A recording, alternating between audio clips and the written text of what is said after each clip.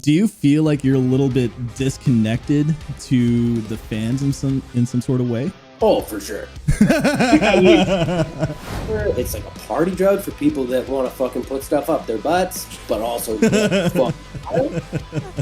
The blacks that I'm like super familiar with, like I know the ones that Sam does on Architects, but the very first black in my mind is. Did he write that entire album on shrooms? That's a rumor that was going around. I had to say to my girlfriend, I'm like, I'm gonna name my first daughter Kezia. Hey, that's my first daughter's name. Oh. Whoa! Do you have plans for a new album for a protest?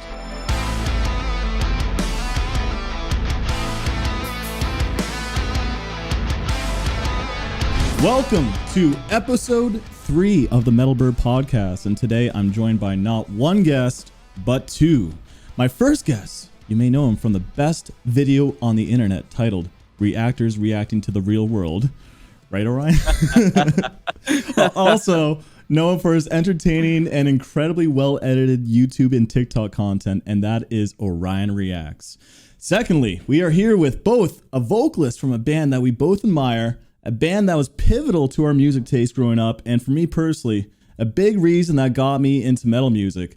So I honestly believe my YouTube channel and this podcast would probably not exist if it wasn't for Rody Walker and his band Protest the Hero. So dude, I am stoked to have you on the podcast. Like, I know it sounds like I'm putting you on a big pedestal, but dude, like seriously, Protest back in the day, I think it was like 14, and I remember hearing Kezia. I picked it up at like a HMV in Oshawa and stuff, and I was just I was mind blown. I couldn't even understand the music, like, because it was like calculated use of sound to that, and I was just fucking mind blown.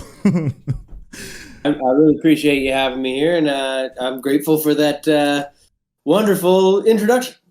Yeah, no worries. But like, how's it going with you though, man? Like, how you've been busy? You have like a new EP coming out that seems to be like a Twitch collaboration going on. Like, I'm trying to understand the context. Yeah, that's exactly what it is. Like, I haven't been that busy. Mostly I just been raising my son and getting him to school every day and doing all that shit. I'm the like primary parent. I don't do a terrible amount of music stuff right now, but when I do, I want to have a lot of fun with it. So that's sort of what this Velocicopter thing is, just like a silly little concept that I wrote live on Twitch with like a live audience and they contributed to. There's a pretty fucking ripping solo in it from one of the members. David Lyon, right? Yeah. He's incredible. He's a homie, yeah. Yeah, there's some vocals in it. There's another member did the artwork. It's like this cool community project that's just like, it's just meant to be fun, right? But so it's like coming out later this month, right? It comes out next Monday. Oh, what? The thing is, like, I thought it was coming out next year because I sent Brody a message, and that's kind of how I was talking to him like the last week. I'm like, bro, was it Lamgo? Yeah, and it said like 2023. I'm like, fuck, I gotta wait a whole year for this. And he's like, no, it's next week. Yeah, can you imagine if I was like, yeah, I'm gonna announce this fucking 3-song EP a year in. Just hype it up like crazy for a whole year. Yeah. Well, this podcast should be going out on a Saturday, so that gives you like 2 days to hype it up. But yeah. All right. Dude, like, okay, so you're a dad now. You've been crazy active on Twitch and crazy active on TikTok too. So I'm wondering, are you finding yourself a bit more of like a content creator lately than a musician? Yeah, I think so. I don't know. I think you have to be successful at it to first label yourself a content creator, but I just want to make shit. I don't really care that much if anyone sees it. Obviously, if nobody sees it, it's because it sucks completely and I should fucking quit. But yeah, I just want to make stuff. I feel like there is this incessant need to be creative inside me, and like I'm not fulfilling it. So I love TikTok. I love watching it. I just wanted to participate in it in any capacity, and then I just started making a bunch of shit, for better or for worse. Yeah, you pump out shit like crazy too. You're always constantly making new songs and stuff. Like that was what I was thinking. I'm like, holy, Rody is like creative as hell. He keeps on going, and I don't even know how you manage it being like a dad and everything. You're still writing songs and going on Twitch and a whole bunch of other things. I'm an extremely inattentive parent. There I pay little mind to my son. There you go. But yeah, and He also goes to school for most of the day. I got nothing. There you go. And yeah, you're also doing Movember too. What's the decision on doing Movember? I don't know. Something to do, and it's going really poorly. I honestly thought that it would go better than this, but like we're 3 weeks into fucking November, and I have like the ghost of a mustache. It's not going. And I just did my parent-teacher meeting, like in there. I wore a fucking mask. Not so much because I'm like worried about the virus as much as I was like, I'm gonna just hide my fucking mustache. Itty little mustache. It's true. Masks were able to hide like double chins and stuff. That was one of the good things about it. But yeah, but what's like the decision on doing like Movember? Why do you want to like kind of participate in it? I mean, it's a good cause and it's fun. You know, like you raise money for cancer research and so on and so forth, and on top of that, you just like do something a little different, you know. Like I'm sure you fellas would agree that lately life has been a little tedious and repetitive, and I'm just trying to fucking mix it up any way I can. I wish I had a fucking camera like you got. I mean, I do have a camera, but I'm using my fucking Mac thing. I look so blown out compared to you guys. Why did you saw the colors in the background and shit? Like, hold up, look shiny. My light can sync to your voice too, so if you sing to me, the light will actually move. There you go. Oh, really? Yeah. I think there's a bit of a delay. Oh shit, that's going to look really weird with the latency. Yeah. Okay. Rody's in the light. But yeah, Orion, feel free to ask a question. I got a whole slew of questions, man. It's funny because like, you know, I'm just going to like shoot the shit, but I asked my brother because my brother's like a big fan of like you and like protest, and he honestly was the reason that got me into protest. I remember, I think, oh man, I was in grade 8, so I must have been like 12 or 13 years old and listening to like Happy Go Lucky. Yeah, what was Silent Genocide and stuff? The same age that I was as well, actually. Yeah, how old are you, dude? You're 30. I'm a year older than you are. Actually, Rody, me and METALBIRB had the same birthday. What day is it? Because it might be my birthday too. July 12th. That's my birthday. No, it isn't. Get the fuck out of here. Oh my god! I thought it was for a second. I'm like, yeah, I would have lost it. Chair flip everywhere. Yeah, it is weird how we're both like doing the reaction review content and also like same birthday and stuff, same area too, which is another thing. But yeah, where was I going with this? So essentially, after checking out your music, I remember showing Happy Go Lucky back in the day in elementary school, right? And people were just like, "Oh, I don't like it. And then Kezia came out. And it was so like cool to like Kezia back in the day. I remember like all the people that were hating back like with calculated use of sound. Now it's like it was cool to like Kezia. And it's weird because like you guys are such legends to like the, you know, the scene in like Oshawa, Whitby, Toronto scene, right? I feel like if you talk to anybody that's like slightly alternative, they know Protest the Hero. But it's really cool since like doing this Discord or like this YouTube channel, talking to people internationally, and people still know the name Protest the Hero. It's just crazy that you made such a big staple in our community, but then internationally, like you guys fucking made your footprint too. But yeah, dude, like how do you feel about like a question that I got actually is how do you feel about the modern progressive metalcore scene in comparison to how it was back in the day? Because back in the day it was like Sixth and BT Bam, Dillinger, it was like even Old Architects was a little bit chaotic, and that was my shit. Yeah. And then I feel like it's this, I don't know if it's like nostalgia, but I feel like it's lacking some creativity, and like you guys were like proggy, punky, post-hardcore-y and power metal-y. How do you feel about the current state of music today? it's hard to talk about it without seeming old and jaded. However, with my fresh face, I seem like I'm 14, so I can say whatever the fuck I want. It sucks. It just sucks. It doesn't suck, but it's just like, it doesn't feel as fun. And maybe that's just because I don't really participate in it. I don't really care about it.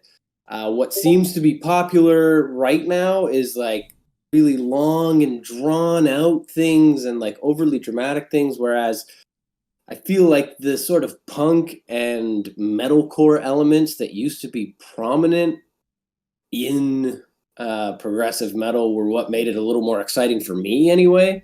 Like, I don't know. If I'm being completely honest, all I want is that fucking punk beat. I want that punk beat, and it used to be utilized by a lot of people, a lot more. We just, it's our bread and butter.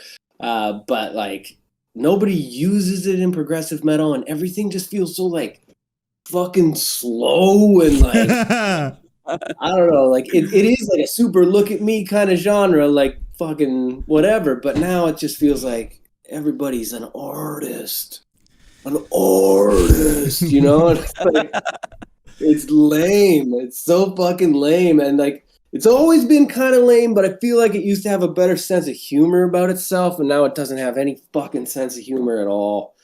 Dude, that is so true. There was like the Safety Fire too was pretty like quirky. Those guys were funny. Yeah, I feel like there's like definitely a lack of sense of humor, because you're right, everything's so artistic and atmospheric, which is cool, but there's like a certain charm and charisma, and like, yeah, the punk beat, like I feel like Palimpsest had a bunch of punk flair to it too.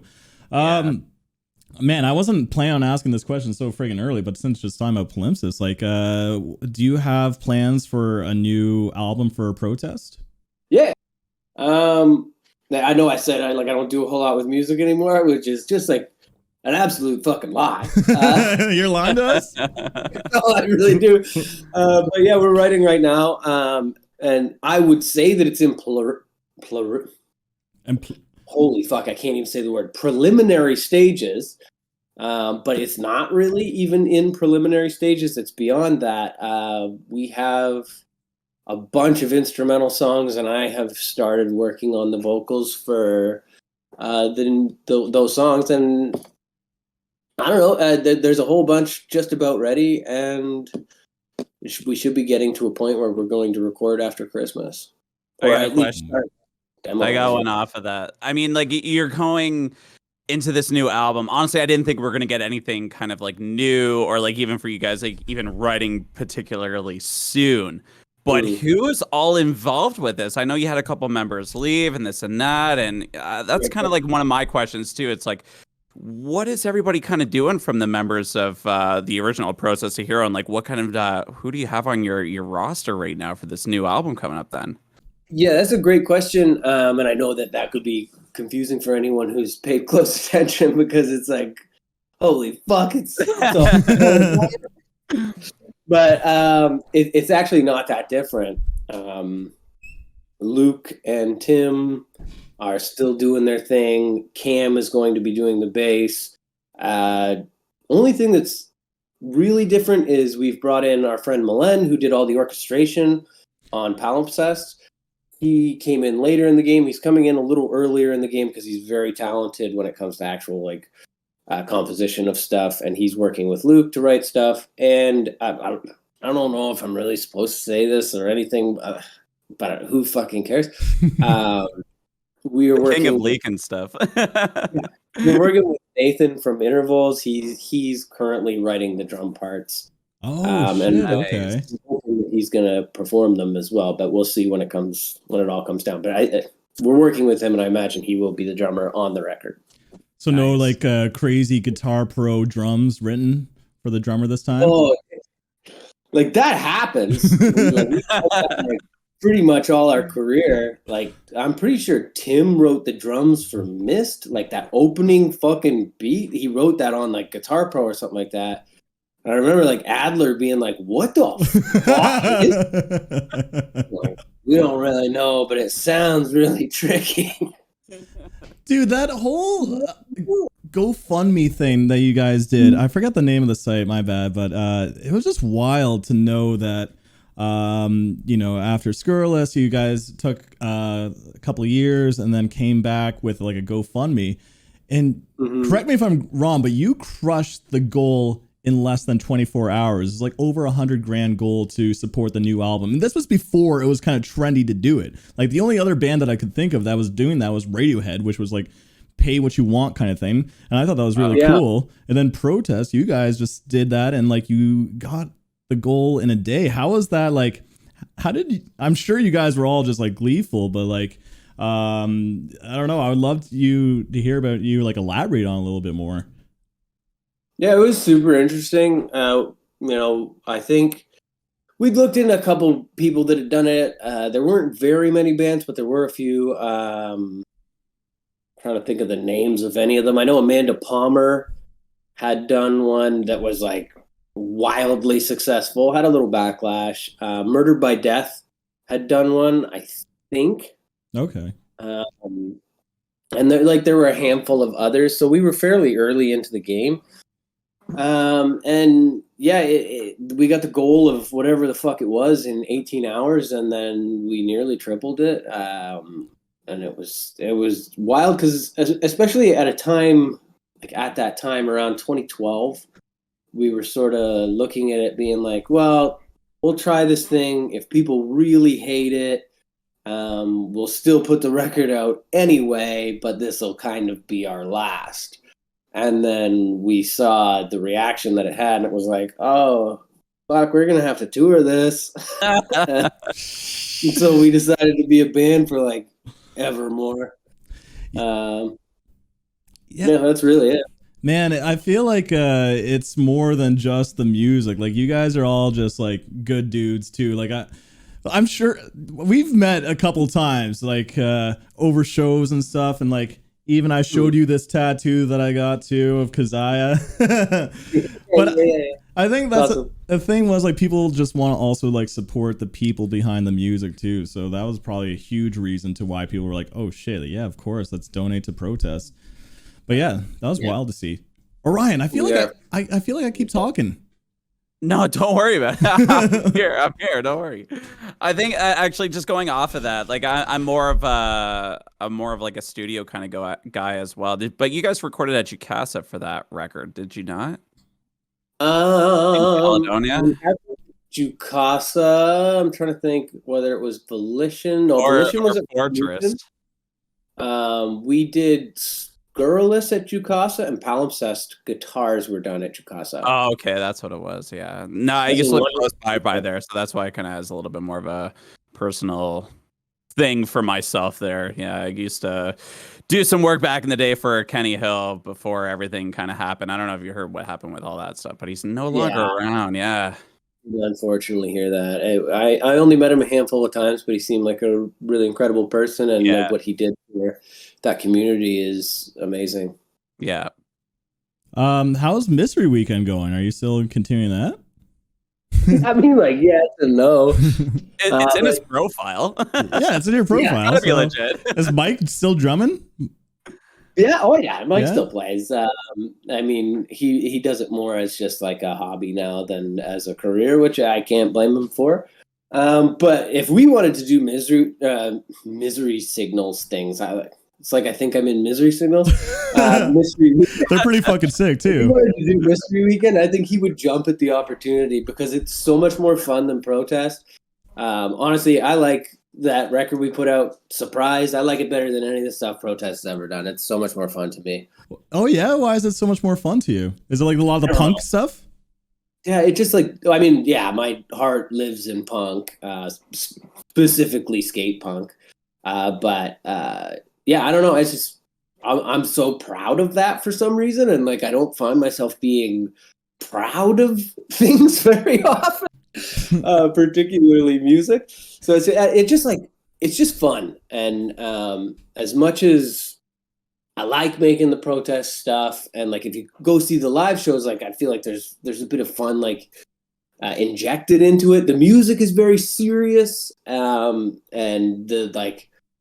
the duality of spirit is there, and it's wonderful. But like the music itself is not that fun to me.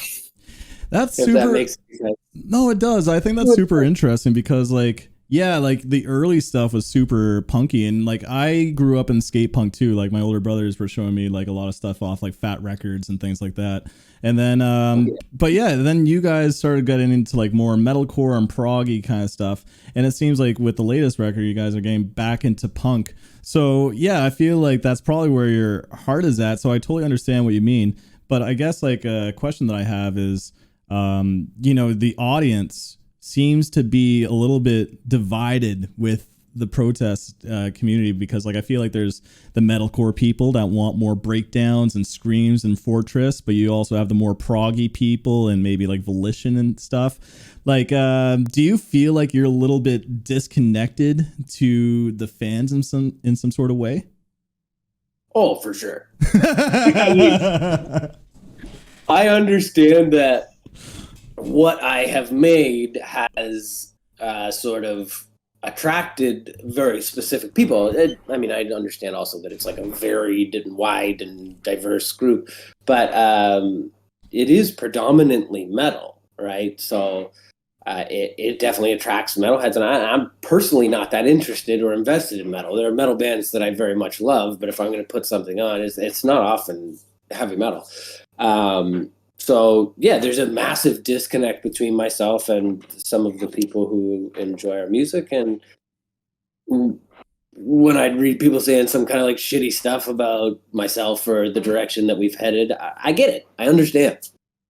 Yeah. Like, you got to like ride like a fine line, right? You got to make sure that, you know, that it sustains as a career, as a business too, but also you want to make sure that you're having like fun with it too. So like, what could you give us a hint to maybe the direction of the new album from Protest?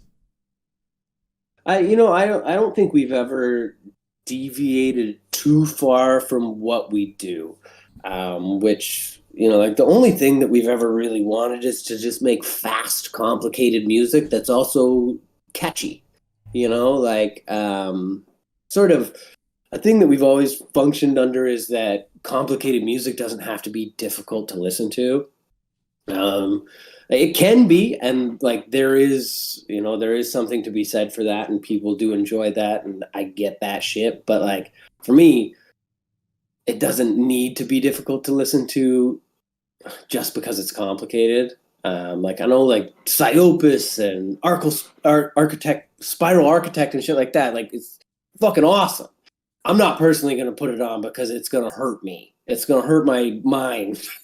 Yeah, that's not what I'm music for. But you know, like Tim and Luke, they love that complicated shit, so they want to inject that. Sorry, I feel like I can't speak this evening. It's okay, man. Sorry, that's also on a regular basis. We're hitting you with some hard questions already. No. But they want to put the complicated stuff in there, and I want to do my best to make it sound like it's not complicated. And that, for me, is the kind of fun of Protest, is taking something that's written in 7 and make it sound like it's in 4. Yeah, because like wasn't like the stuff off Kezia like all over the place, and I feel like I think you mentioned before, but like the new stuff feels very 4x4 vocally, right? Yeah, it's not that much 4, but it's all meant to sound like 4. And that's sort of what I've been trying to do that for a long time, to greater success at moments than others. But yeah, I think something that we've also realized is that we're not like the top of the game players. Like you got guys like Tosin Abasi out there and like just amazing, incredible players. Like we don't need to be the most complicated, you know? We're not trying to be that, because there are people who do it so much better than we could ever do it. So we're just, at the end of the day, trying to be us, you know. There's always like new kids on the block, and right now it's Polyphia. Everyone is like, Tim Henson's the best, but give it like 5 more years and then it'll be like a new guy that just like reinvents complicated music. I thought you were actually going to go to New Kids on the Block. Like they're great. Oh, okay. All right, I think you got to take over the conversation, because right now my dog is super distracting me. He wants my attention. But it's funny because it made me think. I have a pity. And yeah, so, I was gonna say that. I was gonna roll into that. I'm like, I'm pretty sure like Rody either had or has a dog of the same kind. No. Yeah, do you I still? just barely have her. Just barely. Oh no. How old? Bootstraps. How old is she? We got her in 2013, so she's about 10, but we don't know how old she was when we got her. So Man. she'd be 10, she'd be 13, she'd be somewhere in there and around there. But she's old as shit. This is Staffordshire. She's cool. I like her. She doesn't do much, and that's great for me. Yeah. For sure. I have a Staffy too, and he's so needy, he's so cuddly too. But yeah, like it's funny because I'm kind of blanking because I know the song is not called Animal Bones, but the song off Volition that talks about like the pity ban. I remember hearing that song and just thinking, wow, this is like a cool topic because like I've always grown up with dogs and stuff. And then I kind of just fell into having a pity, and I'm like, oh god, aren't these dogs like super aggressive? Don't they have lockjaw? Don't they like? Yeah. Don't they just like flip like on a switch and just get really aggressive? But the thing is, like, I don't know. I was so worried about that I treated this dog with like so much love, and made sure he was super social with other dogs. And now, dude, I fucking love this dog more than anything. He's like a good dog. Oh, like I've never seen him growl or anything. Other dogs will growl at him, and then he just kind of prances and does his own thing. I'm like, holy, the whole misconception about pitties is absolutely insane. Like, it's just like really shitty owners with big egos and like train these dogs to be like a little bit more aggressive, you know? Yeah. I can't remember what the name of that song is either. So don't be mad. People fucking hated the concept for that song. And I don't totally blame them because, like, yeah, I guess it's a little pedestrian. Like, it's a very, very specific topic to be, like, discussing an actual very specific piece of legislation. That's the difference between talking actual politics and talking social politics. Really? Like, talk about all this social stuff all the time. Well, guess what? This is actual politics, and it's not sexy. Yeah, dude, I agree. And is the band still on? Like, I don't even know. Oh, the Pitbull band? Yeah. Really? But there are different places that have, like, the UK has a Pitbull band. There's different states in the US that have it. What the heck is a Pitbull band? Band. Oh, okay, band. Oh, okay. I'm like, is this a new genre of metal? Like, Pitbullcore. Pitbullcore. Yeah. Pitbullcore, yeah. I got you. But yeah, Ryan, I gotta move my dog. So yeah, no worries. I got one for you, Rody. So I know you're kind of talking about like a little bit more of the, I guess, like people just kind of disagreeing for like kind of like what you guys sing about sometimes, especially in your earlier times before Kezia. And what I kind of have to ask is, like, I was kind of watching a couple interviews and stuff, and like there was somebody that kind of mentioned you guys opened up for Dragon Force back in Montreal like a while back, and apparently this was like a show that you guys got booed at. Oh, fuck it. What happened there? That's what I don't get. I mean, I hear Protest a Hero, and I'm like, who the hell like hates Protest a Hero to boo them and throw drinks at them and stuff? So we did that whole tour. It was Dragon Force's first North American tour. Okay. And we did very poorly on it. For whatever reason, it just didn't translate. But the only show we didn't play was the Toronto show. We showed up and we like met them there. Like we were just coming off another tour. That's why we missed that date. We showed up, met the bus there, went on to Montreal. We were fucking super surprised how hateful people in Montreal were too.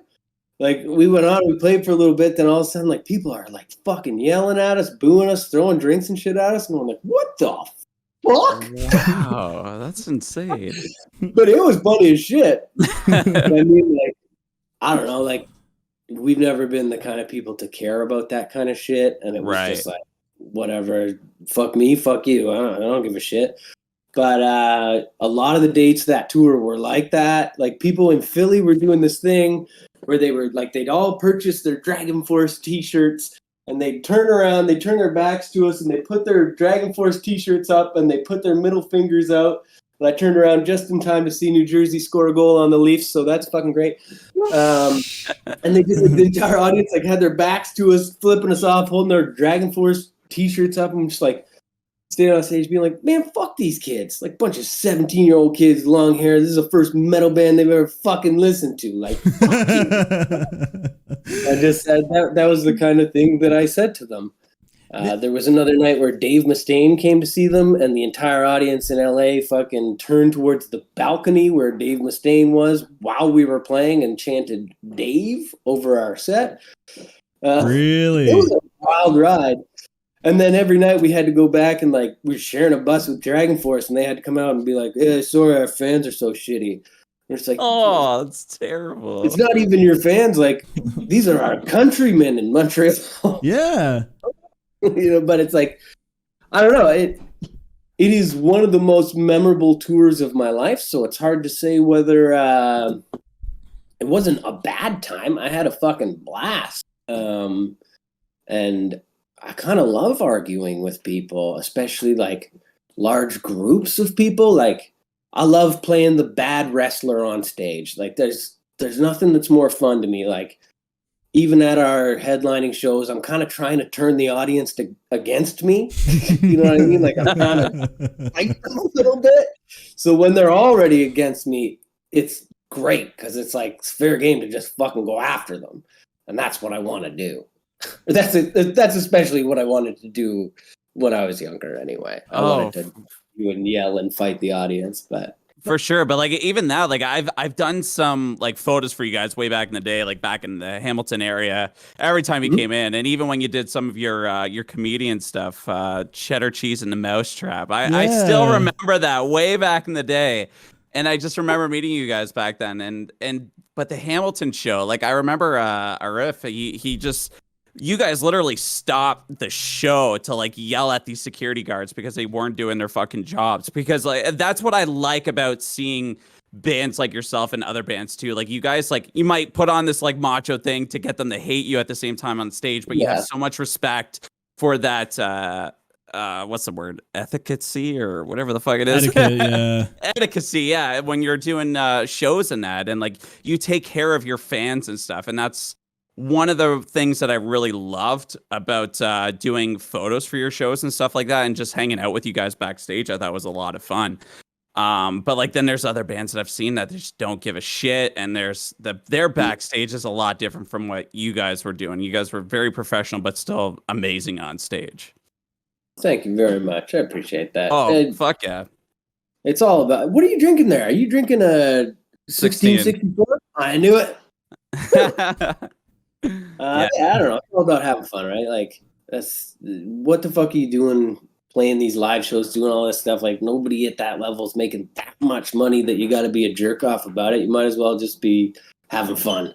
And that's like, it's a fucking show. It's an entertainment. If you figure out how to like make it interesting or make it different, then you're ahead of the game. Yeah, that's like one of the best parts of like going to a protest show is that like not only is it like going to see some cool music live, but there's like a comedy bit too. you guys fucking kill me all the time, man. Like the sense of humor is amazing. Also, like talking about like you getting not liked by the Dragon Force fans. I remember you guys playing in the Phoenix long time ago, and the Human Abstract opened for you guys, and no one knew the Human Abstract at the time. I think Nocturne literally just came out, and people were going like, boo, boo, protest, protest. And I was like so pissed. I'm like, these guys are so sick. Why are you like shutting them down? So it makes me wonder, do you like have, is it like hard to gauge an audience sometimes? Like maybe at the very beginning of a set? No. Typically, you watch the show throughout the night, like you watch it develop. You're amongst the crowd at certain points for the most part, and it's like you get a feel for the room in that sense, and then the moment you hit the stage, you can sort of feel it. And sometimes you can feel the room sort of die. Like we used to play that Pitbull song on one of the tours, and it's like when we played that song, the room just fucking, no matter where we were, the energy just sucked out of the room. Really? It was really peculiar. I don't know what it was, but it just, you could actually feel it. And it was a very strange thing. That's the closest that I've come to really being able to like feel a room change, is whenever we play that song. That's interesting. Yeah, especially to that song, because that song's like pretty heavy too. I feel like the heavy shit is what gets the crowd going too. Yeah, I thought so too. And it's like you have like a full song dedicated to Newfoundland as well. So it's like you see like aspects of that where a room just dies over a song about a pit bull, and then like you have a song about Newfoundland where everybody just goes ape shit for. So that's crazy. That song. We played that song about Newfoundland in Singapore, and the kids in Singapore sung it louder than Newfoundland. What? Oh, the next time you go to Newfoundland, it's like, yo, what's going on? Like, let's burn this house down. And we had a Newfoundlander with us. Like, we brought a videographer, this fella named Troy. He's from Newfoundland, and he was just like out there watching these kids in Singapore. He was going, oh, really? It was hilarious. That's amazing. It's funny because like I literally just visited Newfoundland for the first time this past summer. Yeah, that's right. I remember I was using like the Mist music video as like a little guide template. Like, okay, I want to check out that lighthouse. I want to have a picnic here and stuff. Yeah, I want to go to St. John's and do this. And like, dude, my time in Newfoundland was like incredible. Like, I don't even know how to describe it. Like, it's the mix of the people. The weather was also insane. Like, it was sunny the entire week, which was like really rare for Newfoundland too. But it was like my buddy's wedding, so it was just a wild time. The people there were so incredibly nice. Also the scenery is just like gorgeous. But to like, I'm wondering about like your love for Newfoundland and the band's love. Obviously there's Mist, but like, why do you guys love Newfoundland so much as opposed to especially like other provinces like Ontario? Question. Oh, like it's just when we went there for the first time, nobody knew who we were, and like it wasn't a very big show, but like the 100 people that came out were just like grateful for us making the trip. And like from that very first time we were there in like 2000, I want to say 4 or 5, I don't know the actual number, but we just like made friends, and we've kept those friends through all the years. Obviously made more as well, but you know, like the next time we went to Newfoundland, it was the amount of people that came to the show, and it was just like they spread the word around the island, just be like, hey man, these guys made the trip once and they're coming back. You know. And it's like literally just the people that we met that inspired it. And I would like to say about that song and that music video that I believe strongly that the tourism board of Newfoundland owe me some fucking money. Yes. I met in fucking Australia. I met people in Germany. All these motherfuckers are going to Newfoundland. Are you serious? Really? Wow, that's really fucking cool. Yeah, that's what I'm saying. I'm just kidding about the money. Obviously, I haven't contributed very much to their scheme of things. Dude, I seriously commented on that video saying this is doing more than anything like Newfoundland tourism did in terms of me wanting to visit. Like, I love that music video. It's one of my favorite music videos. It's so fun. Wholesome. The quality of it is so good too. Did you go to the picnic place? Was it at Cape Spear or whatever? No. Fuck. I went to. They just drove us somewhere, but my parents went there and they spoke to the young lady who brought us our lunch and stuff like that, and she was like super stoked, and she apparently people talked to her about it on an occasion or two, and she was like, yeah, she's pretty cool. Yeah, no, I went to Signal Hill. I went to man, I remember for the bachelor party we went to George Street in St. John's. It was like, probably like 11 o'clock at night. And the funny thing is, like, when you bump into people here in Ontario, they just give you like the evil eye, like, what the fuck, bro? But then you do it in Newfoundland, they're like, oh, I'm sorry. Like, go ahead. Like, they're just so much.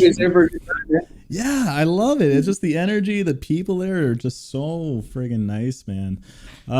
Did you video at all, the brewery? Which brewery? That's called Kitty Vitty.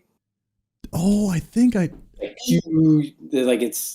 like the brewery. It's kind of in town in St. John's. It's fucking sick. Dude, I don't know if I went to it, but I've heard that name. I think a lot of us in the group were talking about it. We were going to Banana Man a lot, I think is what it was called. Okay. That's like a good time. The scene where we're like dancing on the dock with the older people, it's right beside the brewery Kitty Video. It's like in a wharf on the water. It's really nice. Damn. Yeah, no, the beer's good. I love to visit again. Yeah, speaking of beer, are you still like drinking beer? Because I know you're heavy into the gym and lifting. Oh, Shaka Bra, you are? I mean, yeah, I love drinking beers. I love drinking booze. You know, fucking fight and smoke and drink all night. Yeah. I've had to cut back considerably as I've gotten older, but yeah, I drink probably to the point of drunkenness once a week. Like, I don't know. It's Thursday night. I'm watching the hockey game. I'm not having any alcohol. Oh shit! I feel like that's the time to have it. Yeah, well, that's exactly it. You know, it's usually Friday, Saturday night, and then I'll have a glass of wine with dinner on Sunday. But all right, let's piss off all the Leaf fans over here. But who's your favorite Leaf player right now? Right now, I mean, I'm a big Willie guy. I love a big Willie all in and around my mouth. But yeah, I love Nylander, particularly because he's like an underdog and people kind of hate him. They think he's overpaid, and you know, I think his contract is going to look brilliant, and a lot of people are going to be eating crow. You know, of course I love Matthews, of course I love Marner. These guys are fantastic, but I love the like underdog nature of Willie, and I also love how, you know, like no matter how shitty the fan base has been to him, no matter how shitty the media's being to him, you never know. Dude just fucking lets it roll off. Like, doesn't care. Straight up doesn't care. Are you a big Leafs fan, Orion? Honestly, I don't know the last time I've watched the Leaf game. I was just keeping the conversation going. Honestly, I think I'm more of a baseball fan at this point. Like I love my hockey. Yeah, I watch more of. I don't watch anything, to be honest. If anything, I'm like, I don't know what it is. I would love to go to a hockey game, and I think COVID just kind of like screwed shit up, and I just haven't gone to much lately. And I went to my first baseball game in a while, and my girlfriend took me out for my birthday, and that was about it. So, I mean, I would love to go to a Leafs game and stuff, but I like hockey. Yeah. Yeah, I haven't been to a hockey game in a long time. I prefer to be at home watching them.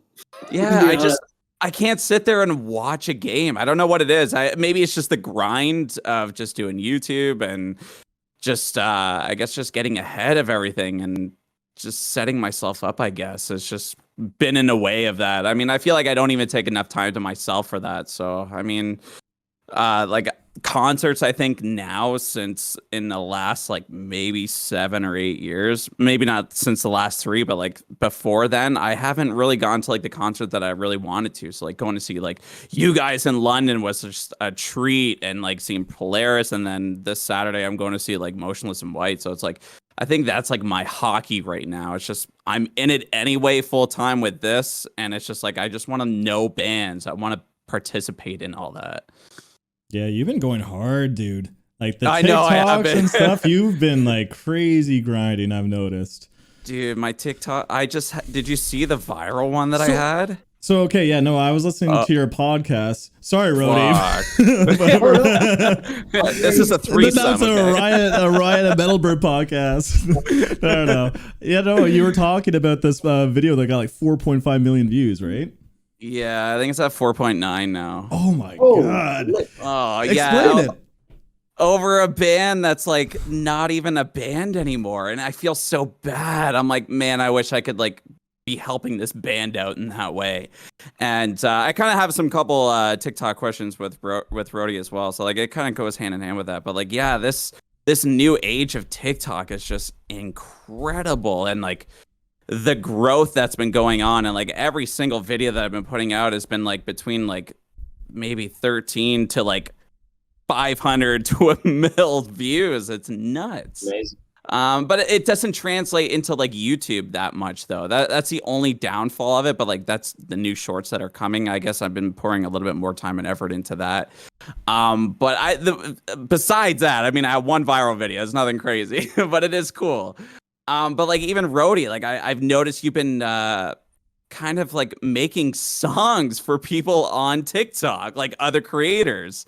I think that is fabulous. For one, just great marketing, and two, it's just like it just proves that you're having a lot of fun with trying, like not even so much trying, you're just doing what you're doing, but like you're fitting in your own way. And I think that is so unique and different in what you're doing with TikTok. And I think you deserve a lot more like eyes on you for that, in my opinion. I'm happy with any eyes on me. Okay. Right. All eyes on me. No, but it's the Rody podcast. I'm quite content. Like I just want to make stuff, and at the end of the day, if a lot of people see it, that's cool. If not very many people see it, that's cool too. You know, I just want to keep fucking making shit and just embarrassing myself just a little bit at a time. You know. I think it's awesome, to be honest. Like, go ahead. No, I was just going to say the TikTok stuff is like absolutely wild because like, yeah, it's all about the short bite-sized content. And the thing is, like, I was talking on my last podcast about this where, you know, a lot of like the music lately is all about trying to make the best hook or the best breakdown. That way it goes viral for TikTok and people clip it and stuff. And, you know, I'm super guilty of that because like what I do is like, you know, I take my YouTube video where like I review the music. I'm very thorough. But on TikTok, that's all scrap. People just want that little bite size of me headbanging to the breakdown. I clip it and it does really well for views, but then people are finding new music through just like these little hooky sections. So it makes me wonder, are you considering for like protests or Mystery Weekend or whatever, or your new EP to have like little sections of music that are hoping to go viral through like, you know, these new social media platforms? I mean, it's an interesting thought.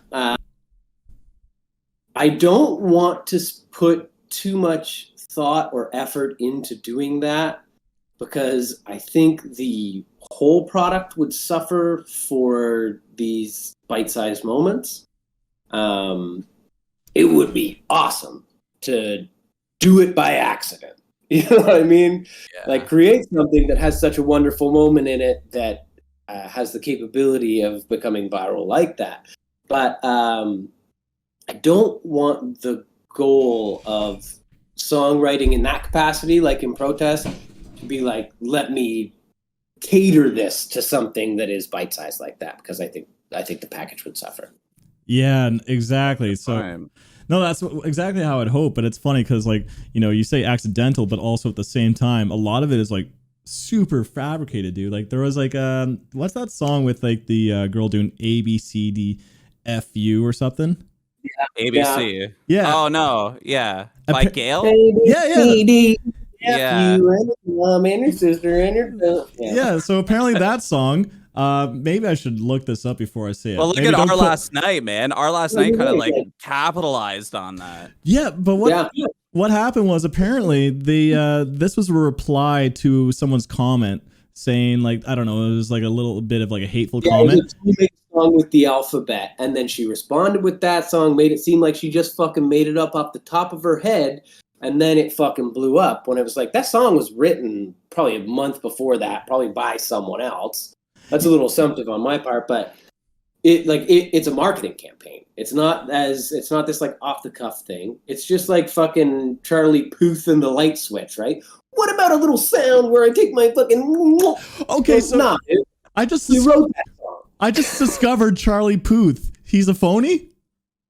I mean, I think he's great. I like him. I like that song, but that's bullshit. Like I need a sound of a light switch.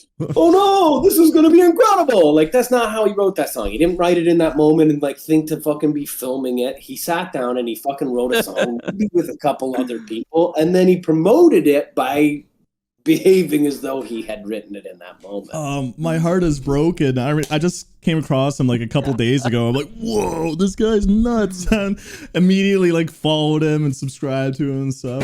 He is great. Yeah. I do think he's great, but it's just like, this is the modern day.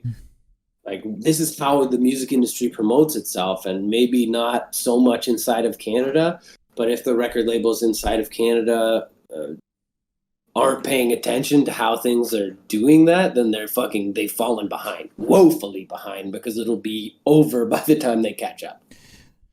Yeah. But maybe I feel like there's a lot of bands out there right now. They're like literally writing hooks for TikTok to then say like, oh, if you want this, you know, the full reaction, you know, hit fucking 4.5 million views and we'll release the song. And then that's when they write the whole entire song. Exactly.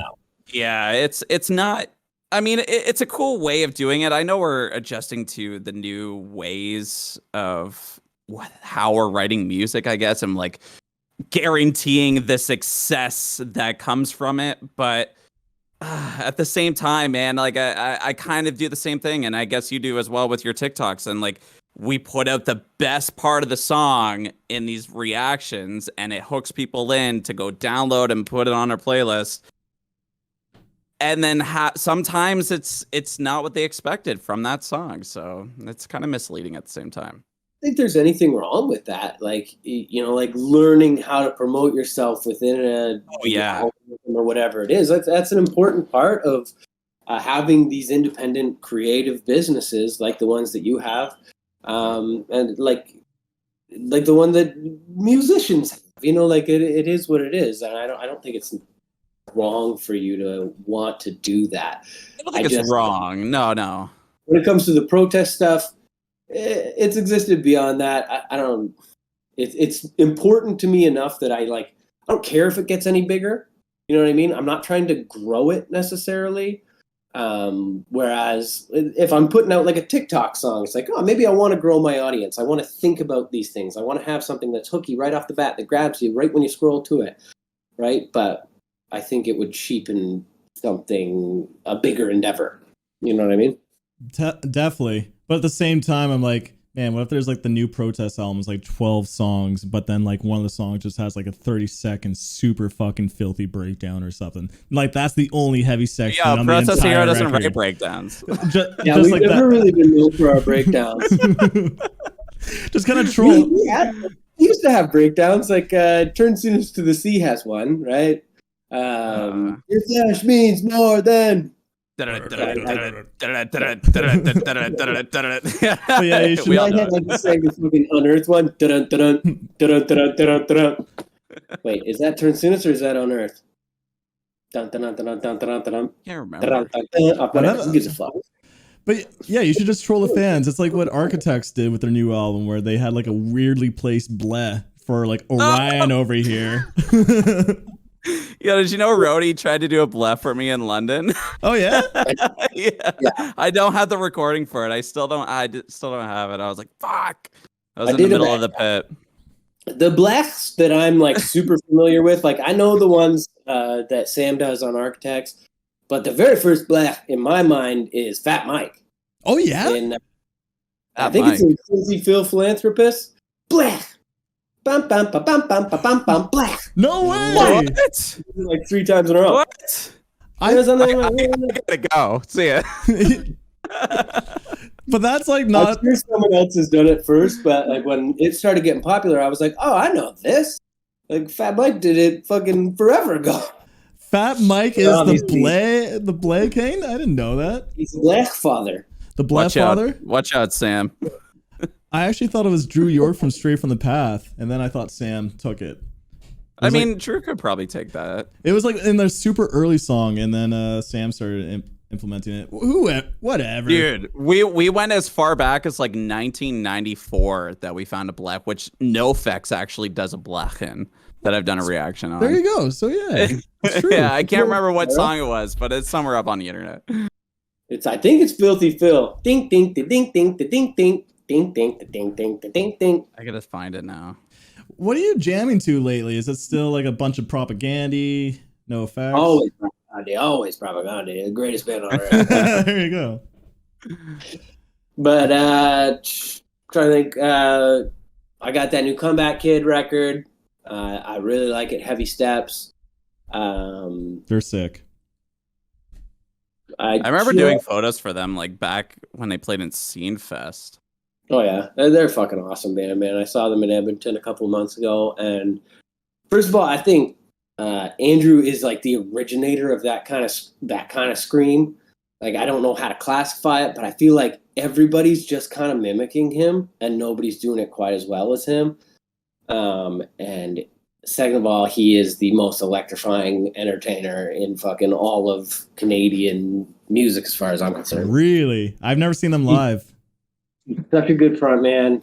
Like, even if you didn't like music with screaming, like, it would just be something to see that it's just like, this guy goes so hard and gives it so much. It's so entertaining.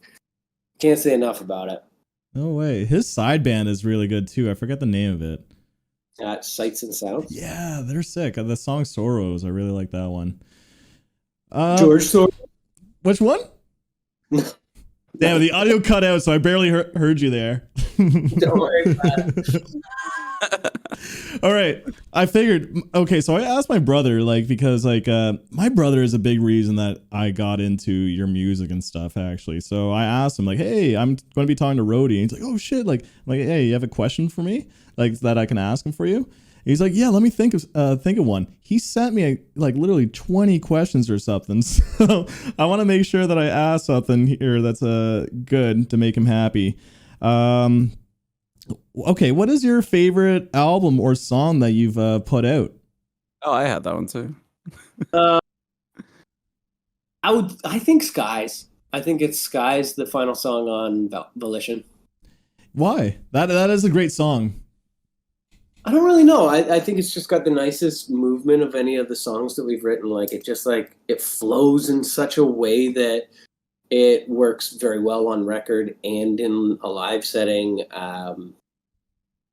Yeah, I don't know. I love singing it every time I get the opportunity to play it. I very much enjoy singing it, and that the same can't be said for a lot of the catalog. Like, I don't know that I'll ever policing blindfolds aside again. Really? Yeah. You're just so sick of it, or just like it's so sick of it, and I don't know that I could ever get sick of Skies. Really? Oh shit! At least that's how it seems at the time. I don't know. I played blindfolds a lot of times over the years. Right, so I hate it because like I'm one of those fans that just like I love blindfolds aside. Yeah, but I get it. I get album. Part of the reason is for sure that it's like in that breakdown, the notes are so high, and it's like I'm a lot older than I was.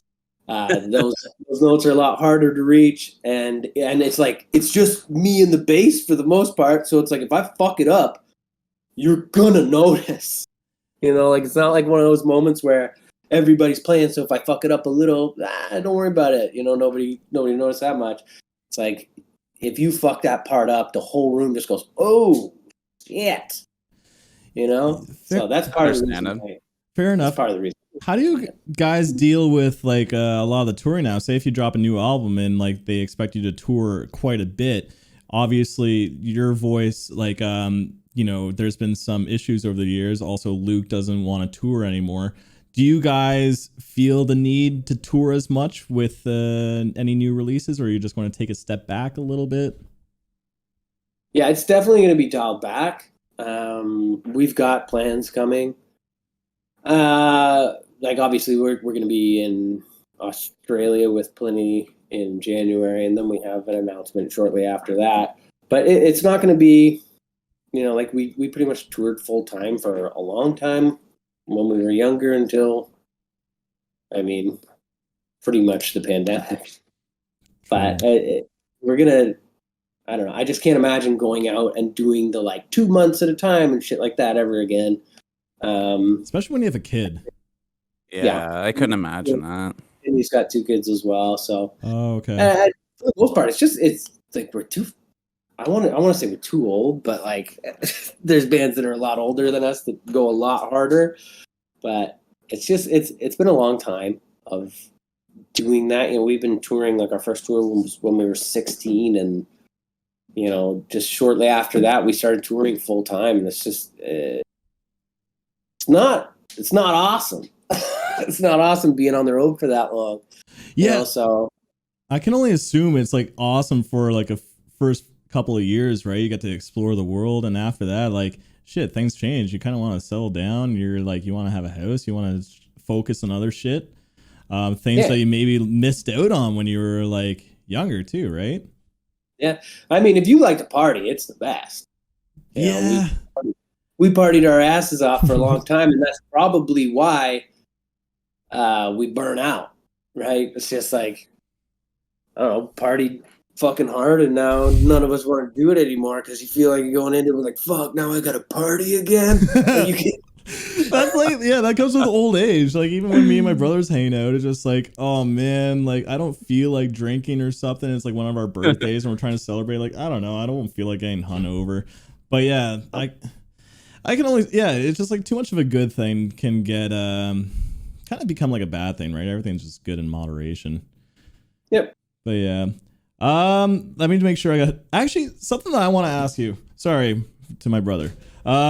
Something I want to ask you is like, because like I've been going like pretty hard at the gym like the past year or so, but before that, you know, I've always been kind of going to the gym, but I've noticed you put on some size and all that, and it seems like a big part of your lifestyle. What made you want to get into like fitness and gym, and is it still very active with your daily life, or is it kind of taking a step back too with being a father? That is priority number one for me. Yeah, I figured. Yeah. Honestly, I like the goals have sort of changed, right? Like it used to be like, I'm gonna just fucking put on as much mass as possible and I don't give a shit. But now it's more about being healthy, having a healthy heart. Yeah. You know? But yeah, 5 days a week I get into the gym and lift as hard as I can. What made me want to do it? I was joking at first. I was super hungover to the point where I was like pretty much drunk. And we were on tour, and Mike, our drummer, and Calvin, the drummer from the Safety Fire, were starting this like circuit training thing. And I walked by and I saw them doing it. I was like, you guys are fucking losers. I could fucking do this in my blue jeans, hungover out of my mind, right? And so I just like did it with them as like a joke, like being like, egg on your face, losers. And then next day I was like, you know what, that was pretty cool. And I did it the next day. And then, you know, that tour was like a couple months, and I did it every day on that tour without missing any. When we got back, I saw like a little beef on my arm and went like, that's pretty cool. From then on, it was just like, I just need to work out all the time. And now it's like, it's also kind of like a mental health thing, you know, like many people, I have anxiety and mild depression. And it's like, I use that to fucking get rid of it. Right? Like I go fucking beat the shit out of myself in the gym. And it makes me feel better. It makes me feel normal. It brings me back to like a place where I don't feel fuck. I understand that. It's a weird way to put it. You beat yourself up at the gym only to feel better, but it's so true. Yeah. I know, like I've seen that you're like buddies with like Jake from August Burns Red. It seems like you two would be like gym buddies. Do you guys like did you guys ever like tour like and like work out together or anything? Yeah. Yeah, Jake's an awesome guy. Nicest guy on earth. We when we toured, we tried to find a gym almost every day. And when we didn't, we sort of just lifted dumbbells and shit like that. Like he brought some stuff, I brought some stuff, and you know, we would like lift weights backstage, and it was hilarious and a delightful little bromance. We had matching coats and oh yeah. But I love Jake. He's an awesome guy.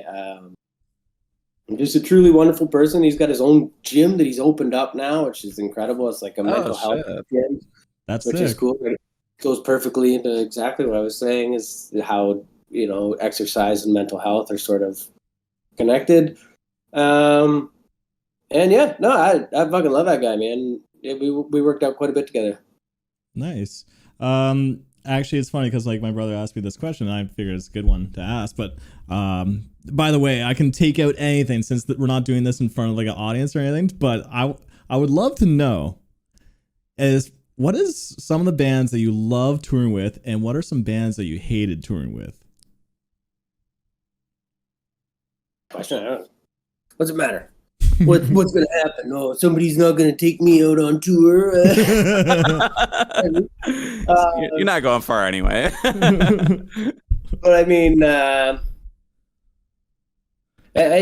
we have enjoyed most of what we've done. There have definitely been tours that we did not enjoy, but those were probably more because of us as opposed to who we were with. If I could think of people I love touring with the most, the Chariot was so much fun. Fun to watch every night. Fun dudes to be around. They're crazy. Like live. Safety Fire, loved them. Tesseract, awesome. The bands that we toured with the most were typically the bands whose company we enjoyed the most. As far as who we didn't enjoy being with, there were some members of the Human Abstract that were intolerable. I think I can assume who. Yeah, AJ, Dean, Henry, the worst. Yeah, you really don't like Henry, hence why you had him play bass for you guys. No, AJ, Dean, and Henry are fucking awesome. Brett, that's his name. The drummer's awesome.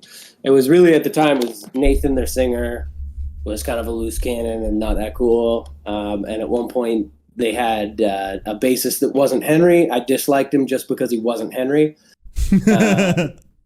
His name was Alan. Fuck him. And they had this weird little guy. They had this little kid that played keyboards for them once. We took him to Europe. Fuck, I hated him so much. He was just like, he was weird. He was like a really, really rich kid. Like he went for spa days when we were all just like down in the mud together. And shit. Spa days? Yeah. Damn, that's bougie. Like he was nice, I guess, but like, Yeah. we're kind of sitting there just being like, what the fuck is up with you? I can't really think of too many others that we didn't have that much fun with. There were some Norwegian bands that were just like too hardcore for us. We went in and they were doing poppers in the back room. You know what poppers are? Like I think in the UK it's Cigarettes and weed. It wasn't that. I guess there's so many different definitions of poppers. That's the poppers I know. In the UK, you put like fucking MDMA or ecstasy in like a little piece of tissue paper and you swallow it and they call that poppers. But this was like, I think it's called anal nitrate. And it's just like a little vial of liquid. Who wants to do anything named after that? Do you put it up your ass though? No, you don't, but it loosens your asshole. Oh. Like it's like that's whatever. It's like a party drug for people that want to fucking put stuff up their butts, but also and these I forget what this band was called. Yeah, guys, want a party to loosen up our assholes? Yeah, and they were sniffing this stuff, just like smelling this vial. They're just smelling it. Like you don't actually fucking inhale any of the liquid. You just inhale the vapor, I guess. And Arf and I went into the back of the bus, and these motherfuckers, one guy was barfing, like they were all acting really weird. And then we were like, what the fuck is that? And the guy was like, it's poppers. You gotta try it. It's the best. And Lucy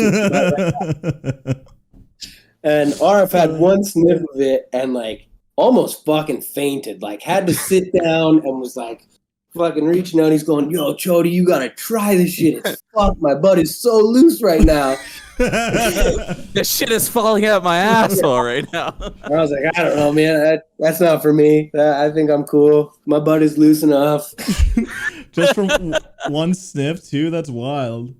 Yeah. I guess it's kind of hypocritical to say my butt is loose enough when I was being so uptight about it, you know? That's fair, but it seems like a weird thing to do. I've never heard of it. I'd be skeptical. I've never.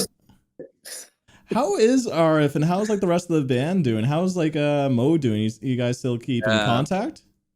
Yeah, a little bit here and there. Mo is just bought a house in Hamilton. Oh, nice. He's like domesticated, settled down, having a good time. RF, I think, is in Turkey. The last I heard, anyway. Like, I know he went home to be in Tehran, but it's like obviously it's not like the coolest place to be right now, with like the political unrest. So he is. I don't know if he's left there because of that. I don't know. I don't really know. He's a free spirit motherfucker, and like, who really knows where he's gonna end up? And I think that's kind of awesome. That's always how he's been, and that's always the path that he was gonna walk. I have to ask with RF. I have heard a rumor back in the Kezia days when you guys were starting that. Did he write that entire album on shrooms? That's a rumor that was going around. I had to ask. He wrote. For some reason, there's this rumor that follows around that he did all the musicianship for like the early stuff. He just wrote the lyrics. That's like, what I figured. Yeah. You know, and he contributed, but like. Yeah, he definitely wrote a bunch of the lyrics from Fortress and Scurrilous on mushrooms. Oh, yeah?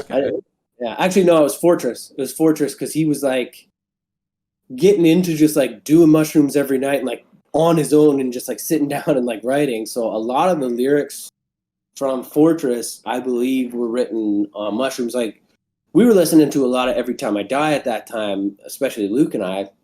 And we were like, yo, we need a fucking party song, dude. Like, we need a song about, like, drinking beers and getting wild. And then he came the next day, and he was like, I took a bunch of mushrooms and fucking wrote this. I wrote you a party song. It's the Dissensions, and it's like, it's not a party song at all. Like, I'm pretty confident it's about smoking marijuana, but I'm not totally sure. Like, I think You're not even sure. With all these, like, wild metaphors about marijuana. But I don't know, one person's party is different than the other, right? It's like Hair Triggers too. Isn't Hair Triggers about a cigarette?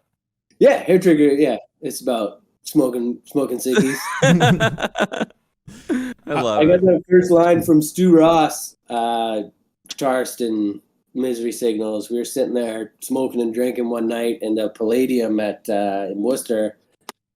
And he had a beer in his hand and a fucking cigarette in the other, and he goes, only thing that goes perfectly with a brunette is a redhead, right? So he's talking about a beer and a cigarette, and I went, sweet little redhead. Looks in my back. Yeah.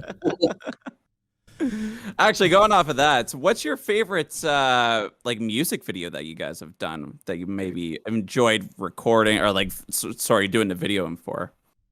I think it's Hair Trigger. Oh yeah, okay. I thought it was gonna be Heretics. I thought it was gonna be Mist. Yeah, well, you know what? Mist actually was wonderful as well. But Hair Trigger was just like a day. We did a bunch of like fun stuff. We drove go-karts. We roller skated. You know, like it wasn't as like arduous as some of the other music videos have been. Heretics was a lot of work. It sucked.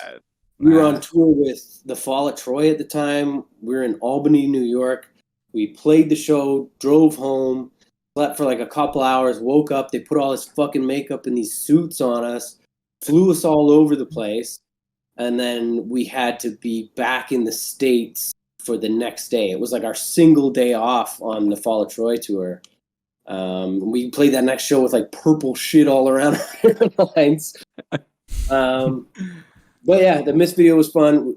Like we did like half of Fortress in music videos. The fucking music videos. Video was a shit ton of fun.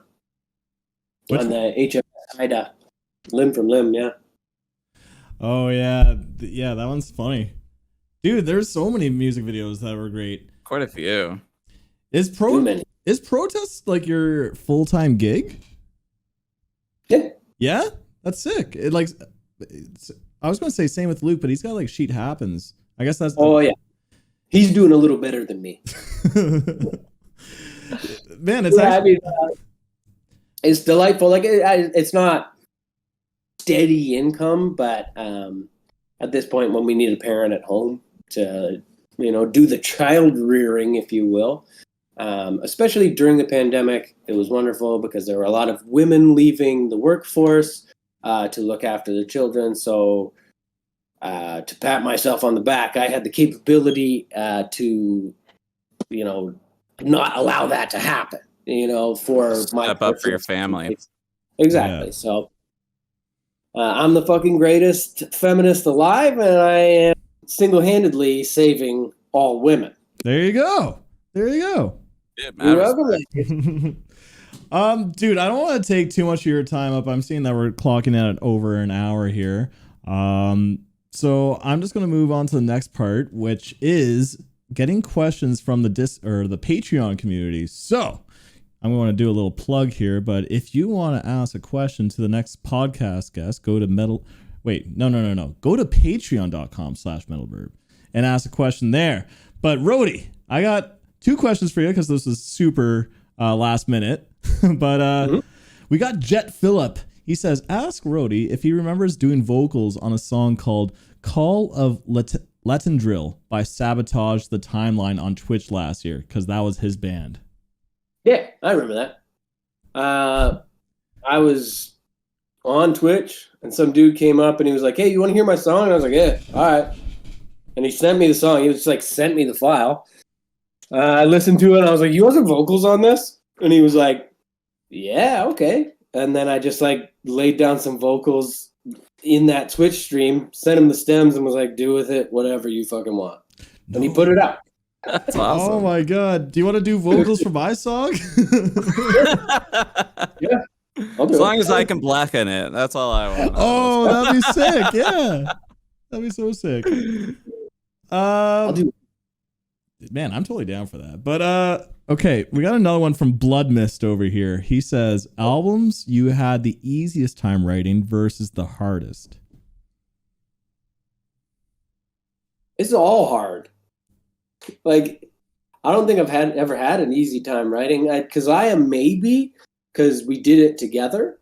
Oh, you know what I mean? Like, we literally sat in a semicircle and fucking wrote every part, like vocals, guitars, bass, drums, all at once. But since then, Fortress, I've been doing it all on my own, and it's very difficult.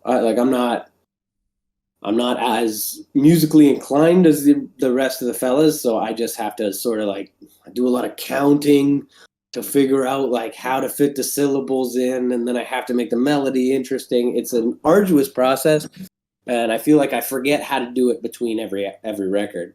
So it's like I have to learn how to do it again. It doesn't get easier. I feel like you have like some sort of like formula, and I feel like you might be able to tackle the new albums a little bit easier. That's not the case. I wish. No? I wish. I also feel like the stuff in Kezia was like, from just a listener's perspective, is pretty like crazy. You had like so many different like vocal ideas like spinning back and forth, like even in like Heretics and Killers, like the dribble and like Jesus in the cave, Jesus in the cave kind of stuff. It's true that tactless teaming tonal poles turn to tolerance to tired taboos. Yeah, I think that shit. Yeah, I think that's a result of us like having so many cooks in the kitchen that everybody was like, do this here, do that there, do this, like this.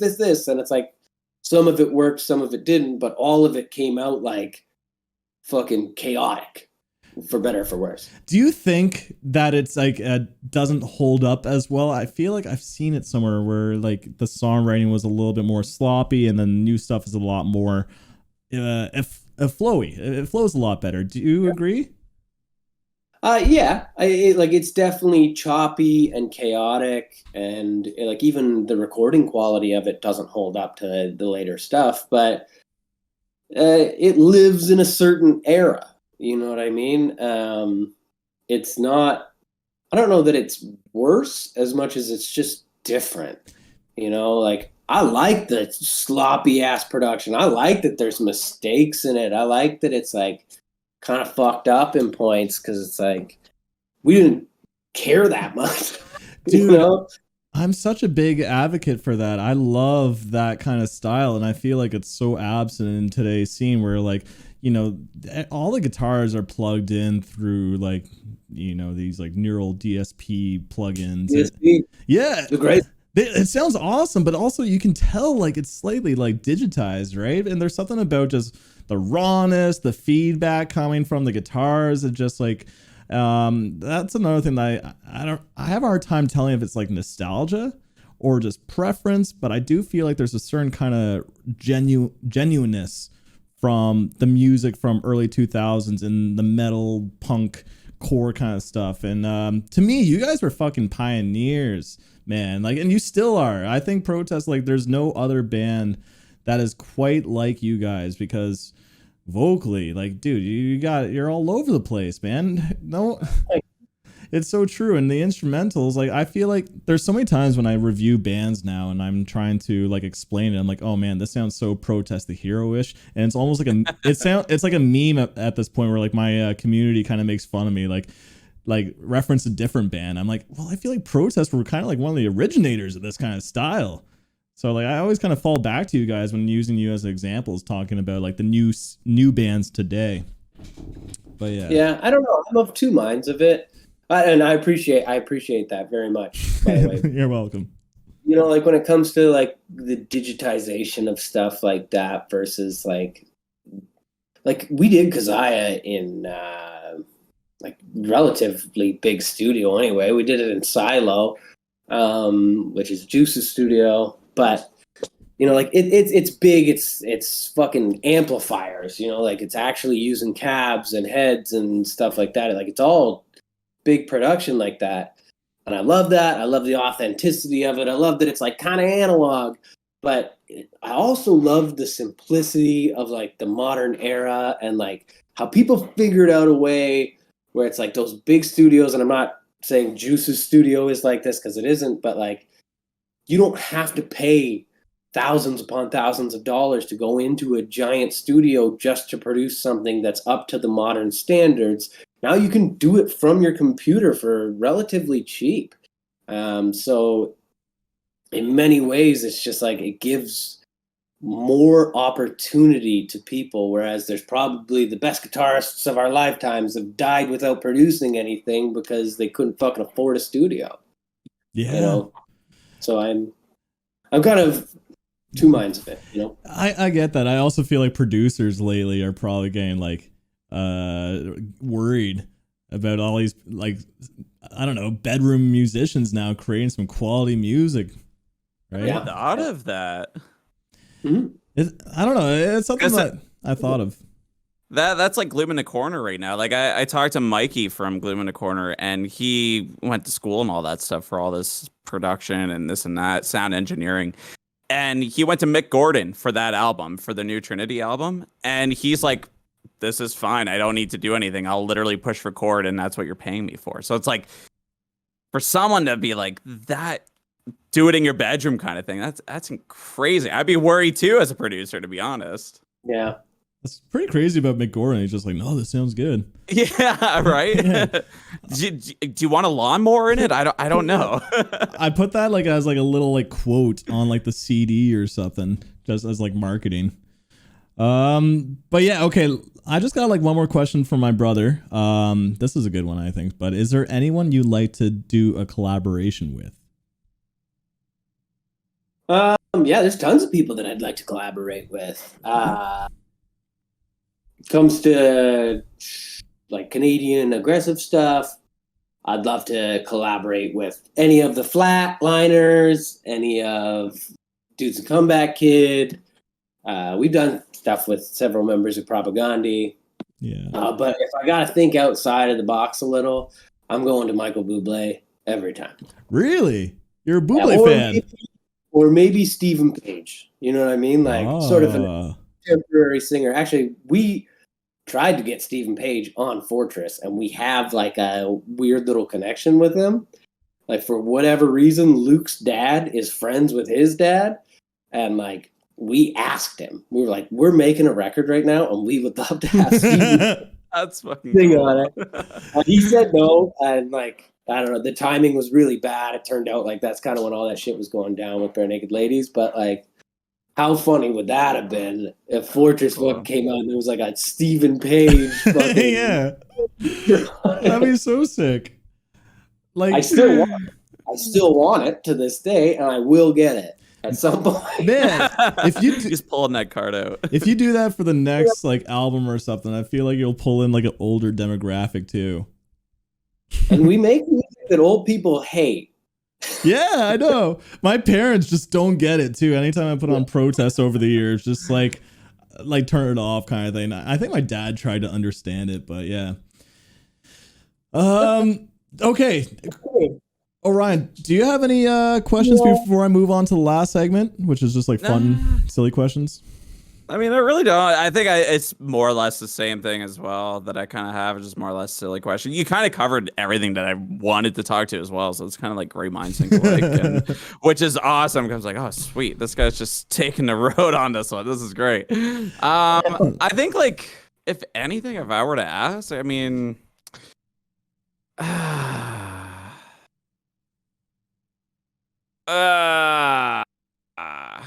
I mean, I kind of know that question. I was gonna say, like, in Kezia, like, who is Kezia? Is this like a made up like goddess kind of thing, or like just a made up figure, or is this like someone that you kind of like had in mind of like this more or less like powerful person kind of thing?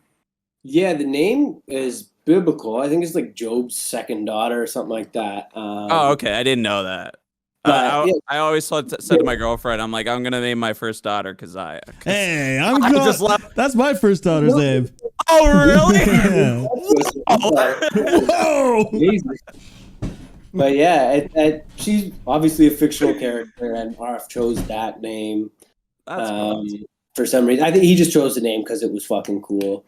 I agree. But yeah, she's a fictional character that happens within the confines of the record. She's a prisoner in a fictional prison somewhere in a fictional time. I figured that, but it was kind of cool. Actually, I got more enjoyment that METALBIRB was going to name his first daughter after Kezia. Yeah. That's crazy. I think maybe... But yeah, you could close it out, man. I've had a blast today. This is just cool, hanging out with my favorite people here, and this is just way too fun. I agree, man. I agree. But yeah, I feel like the first question here is like already kind of been answered, but it's just the same things I ask every guest, but it's just like top 3 favorite bands. I feel like Propaganda is going to be in that. Oh, me? Yeah. Yeah, probably Propaganda, Descendants, Michael Bublé, and the Boob himself. Yeah, seriously, that'd be number 3. I would include the Boob in my top 3. Just trying to think of what I listen to. You know, I feel like it's on with that guy's YouTube channel where he asks people to name 3 songs by the shirt they're wearing, and you can't name them. Jared Dines. Yeah, and then going off of Protest. Right, yeah, he did the Protest one too. I want to put that guy. I want to put a picture of that guy from the Jared Dean's fucking video on a shirt. Like, I want to put him on a Protest the Hero shirt, wearing Protest the Hero shirt, and then sell it to him. Seriously, it's so bad. That dude was the fucking man. I remember I just going like your music videos and stuff, and like, who's here from Jared Dines and stuff. Dude, that guy from that video literally named like the whole album from like in order from Kezia to Fortress and like it's every incredible song. He did better than I could have done.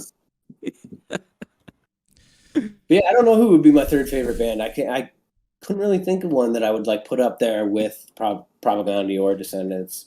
Are you? It would probably be NoFX if I was really thinking about it. Yeah, you're a straight punk guy. Like, I'm wondering, are you like a fan of Tragically Hip at all?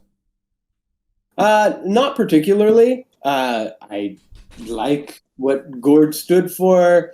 You know, if I'm sitting on a dock with a Corona in my hand, yes, I'm going to enjoy some Hip. But would I ever put the Hip on? No, I would never seek it out. Fair enough. And I know that's a cardinal sin as a Canadian, but I'm not a very good Canadian. It's true. I feel like people outside of Canada don't really know Tragically Hip. But yeah, okay, fair enough. So top 3 favorite movies. Okay. Shoot. Okay, I'm gonna start with a kind of weird one that everyone's gonna think I'm pretentious as fuck for. Okay. It's called Departed, not The Departed. Called Departed. It's a Japanese movie about this dude who finds he gets kicked out of an orchestra and then finds a job, sort of working on dead bodies and making them presentable, and he finds the beauty in that. It's a beautiful movie. I recommend it. Pulling up Google right now. So it's called Departed? It's called Departed. I'm seeing it's for some reason 2006? Internal Affairs is coming up. Internal Affairs? Where's the movie from? Crime Japan. thriller movie. Imagine I got the title of it wrong. Now it's giving me The Departed. Yeah, I can't find No, it. it's called Departures. Oh, you don't even know the name of it. I know the TV show Departures. They're from Brantford. It's my very favorite, and I don't even know the name of it. Oh. Cable Guy, number 2. Nice. Oh, that's a gooder. movie. And I probably got to say Step Brothers. You know, like you think about. No, you know what? Not Step Brothers, Bridesmaids. I'm gonna take Bridesmaids over Step Brothers. I love them both, but I think Bridesmaids edges it out a bit. Right. Those some good comedies. Were you ever a fan of like Happy Gilmore or anything? The Adam Sandler early stuff? Yeah, but I feel like I go back and I watch those and I don't like them as much. You know what I mean? Really, eh? I feel like all Adam Sandler movies kind of age bad. Like I know that he has a modern reputation for being like just all bad, but like I thought Click was a really good movie, and then I watched it again and was like, oh fuck, this is horrible. Yeah, I like same goes like I like Happy Gilmore, I like fucking Billy Madison, but like they age funny to me. I don't love them like I used to. I love Chris Farley in Billy Madison. He's so fucking funny. yeah, he was great, and also filmed in Oshawa too. Yeah. I didn't know that. Yeah, Yeah, I knew a guy that lived in that house. I went to elementary school with him. really. They found a movie in my house. Like, shut up, you bitch, fuck. The good old dirty schwa. Do you miss playing shows like the Dungeon? Yeah, Dungeon was the best time of my life. Really? That horrible piss hole. Like it was just like I don't know. There was like a scene there, and it felt like something good. Just like a bunch of young people getting together and making something. And I don't know if it's just because like I'm older now, but I don't see the same kind of thing happening. And I don't know. The old scenes were cool, you know. There was never anything like that in Toronto. I mean, probably, but I wasn't that involved in it. By the time we were playing shows in Toronto, that part of our youth was kind of gone. Oh, fair enough. Felt like Hamilton was like that too at the Underground. Yeah, Like I felt like that had like a very everyone in my high school knew who Protest Hero was, so it was like yeah. You need first of all, it had to be like a weird place on the Golden Horseshoe, and you had like that. You had to have this like pivotal character. Hamilton had J Cloth, right? And it's like he was the guy like sort of running shit. I know that name now. As soon as you said it, I'm like, who is? Oh, and then I know exactly. He Who that is. like all the shows. You needed like a shitty, like fucking venue, a dude that was gonna bring bands in and be consistent about it, and you needed the kids, and those scenes had both. I'm sure there were other scenes like Burlington. Burlington must have had a massive scene, but anytime I was there, they did it all in like YMCA. The YMCA is definitely Burlington. I always thought that was the worst, but obviously they produced some fucking awesome bands and some. They did. Yeah. I think my first time seeing you guys was in Barrie. I forget the venue, but it was like you guys or The Foundation. Oh, I don't know the name of it at all. It was like the only time I've been to a concert in Barrie.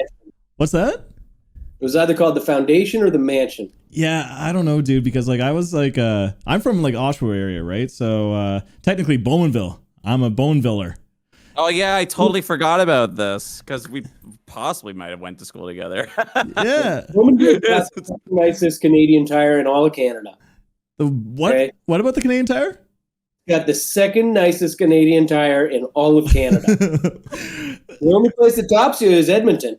How many have you been to? I've been to a lot of Canadian Tires. It's such I love it there. It's such an average looking Canadian Tire when I go into it. But now I'm going to like it's like a 2-level Canadian Tire. Beautiful Bowmanville Canadian Tire. I'm going to think about it differently now. I'm going to walk in and just like, oh shit, Yeah. like it is kind of nice. Yeah, it's not that bad. I had a pair of skates like 2 years ago, and I walked in just going like, holy fuck, would you look at this crappy tire? It's incredible. So much better than the Bosch one. Yeah. It's gone through some renovations too. Shit, what was I saying? Oh yeah, you guys or the band that opened for you guys was so wildly different for like, you know, your music was like the Spill Canvas. They opened. Oh yeah. Love that band, man. They're sick. They're good, but yeah, they were doing like acoustic shit, and then you guys came on right after, just started like ripping it. I remember you guys like. Well, I remember just hearing Luke, and he was like screwing up a lot of the notes. Actually, it was like Divine Suicide of K, and he was like screwing up so many notes, but it didn't. No one gave a shit because like the mosh pit and everything, the energy in that room was just wild. Like I remember like just getting mind blown. It was like my first time seeing you guys in one of the best concerts that I've been to because of that. That was definitely the foundation at that point. Spill Canvas. I fucking love that band. My wife loves them. Sick. I didn't even know who they were on that tour, and then I watched them play a couple times, and they were playing that song, and just going, holy fuck, man! Guy's such a good singer, such a good songwriter. Definitely didn't. They didn't get as big as they should have. They should have fucking exploded, man. I agree. I know. Yeah, there was so many songs I like. Polygraph right now, I thought was like a fun track too. I feel like that's the same with Bayside. I think Bayside is very underrated too. Bayside's incredible. Yeah, and then it's just I see the shows that they're on. It's like, whoa, why aren't you way up here on that list? I love that band. I remember like Googling, or just came across like a subreddit thread talking about like bands or punk bands that are really shreddy, and then two that came to mind were like Wilhelm Scream, and then Bayside. I'm like, yeah, those are perfect answers. Bayside is so undervalued. There's such great guitarists in that band. Wilhelm is fucking fantastic, man. Their new record is so awesome. Like they give so many shout outs to, like they got a song called Yo Canada on it, right? Which is just like a shout out to how much they like Canada. And they talk a lot about some of the people from out west, like JFK. He's like the heart and soul of the fucking Edmonton scene. And they also give a huge shout out to Sandy from used to play in that band 10 Second Epic. You remember them? Yeah, I remember that band. Yeah, that does. They did a collab with Lights way back in the day. Yeah. But now he's in a band called Real Test. They're awesome. Sandy is the nicest fucking person all across Canada. Like, honestly, if you lisp, right? He has a lisp singing. No, he's not the singer. He's the bassist. Oh, the bassist. Okay. Yeah, but he's a fucking awesome guy. Like, just it's fun listening to that song because it's like they shout out so many people that you know, like within the scene. It's particularly in relation to Edmonton. It's fucking awesome. Dude, I gotta listen to it. I can't feature bands like Bayside on my channel because it'll just like the views will just dip.